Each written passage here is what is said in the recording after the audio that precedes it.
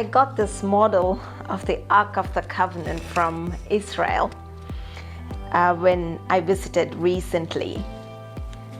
It got a little bit damaged when we did our shifting recently, so I'm just fixing it. When I was there, it costed a lot of my pocket money. So it is so valuable to me. I couldn't put this down, though it costed a little bit, but I couldn't put this down because I fell in love with this piece. For the first time I saw the Ark of the Covenant, which was carried by by the priests on both ends and another priest in the front. So I loved it. Today we are going to look into the last piece of article in the tabernacle, which is the Ark of the Covenant. This stayed inside the most holy place, and we are going to look into the significance of the Ark of the Covenant and how it can relate to us today. And let's go deeper and see what God is going to speak to us.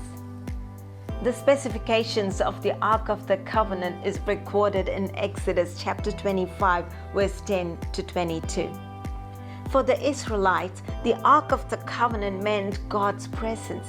So throughout the Old Testament stories, you can see how God provided them safety and victory and success wherever they went. So they carried the Ark of the Covenant with them, even if they went to war. In the tabernacle of Moses, it was kept inside the most holy place behind the thick curtain. Hebrews chapter 9 verse 7 reads like this: "But only the high priest entered the inner room, and that only once a year, and never without blood, which he offered for himself and for the sins the people had committed in ignorance." Leviticus 16, you can read the whole account of how once a year Aaron went inside the most holy place, and Aaron was to bring 2 goats, one to be sacrificed because of the uncleanness and rebellion of the Israelites, whatever the sins have been, and the blood was sprinkled at the Ark of the Covenant. Basically, it was the blood that gave him access into the presence of God. The other goat was used as a scapegoat.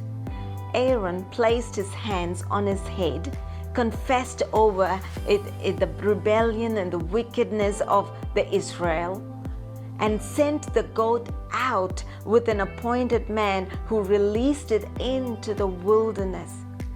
It is symbolic for us to know, according to his word and promise, that as far as east is from the west, so far does he remove our transgressions from us.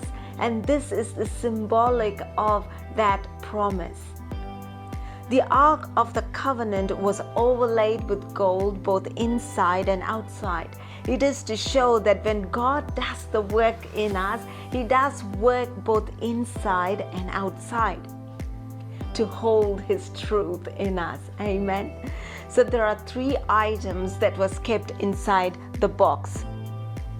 One is the pot of manna, and the second one is the budded rod of Aaron, and the third one is the 10 Commandments. You can see the resemblance of Jesus in all the 3 items. The pot of manna is a reminder of God's provision in the wilderness. The manna didn't last a day outside. It is to show that He is the one who supernaturally provides for His children, for their everyday needs. And even today, our provision comes from Him.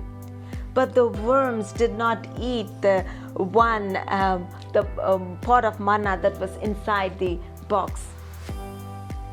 It also resembles Jesus. It talks about Jesus in John chapter 6 verse 49 and to 51. It reads like this: "Your fathers ate manna in the wilderness and they died. I am the living bread that came down from heaven. If anyone eats of this bread, he will live forever.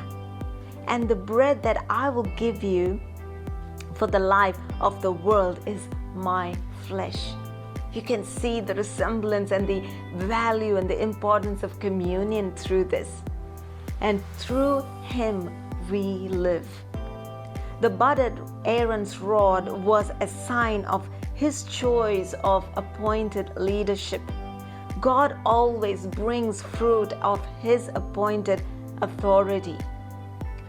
Aaron's rod was a dead stick. When Jesus died and went to the grave, there was no life in him. But on the third day, he came back to life. So it is a significance of how Aaron's rod was just a dead stick, but it came alive when it went into the presence of God. Jesus is our ultimate authority. It is a sign that he can resurrect any dead things when we leave it in his presence. Amen. And the last one, the 10 Commandments, the first one was broken even before we got it. The second one, Moses wrote it as God commanded him. It is to show that it is a collaborative work. We cannot achieve righteousness on our own unless he gives us the ability, he gives us the strength and the grace. At the top of the box was 2 cherubim and the angels on top, and in between was the mercy seat that God communicated to his people. The Lord said he would come to the mercy seat to give the Israelites the commandments. Ark of Covenant is a place of communication, not just one way, but it is 2 ways, both ways. The 2 tablets of stone on the commandments talk about judgment, but because of the blood, there is mercy.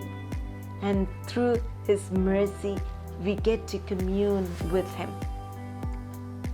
Before, Israelites could not enter the most holy place, where the Ark of the Covenant, where God's presence was. Now all who believe in Jesus can have the confidence to come near him. As he has called us to be the temple or the carriers of his presence, as God's temple, he is always interested in us. And if there is any damage caused because of sin, or if any relationship has been broken, he is willing to forgive us and fix our relationship with him so we can hear him speak. So why don't we stop and listen to him speak and be his movable temple here on this earth? Amen.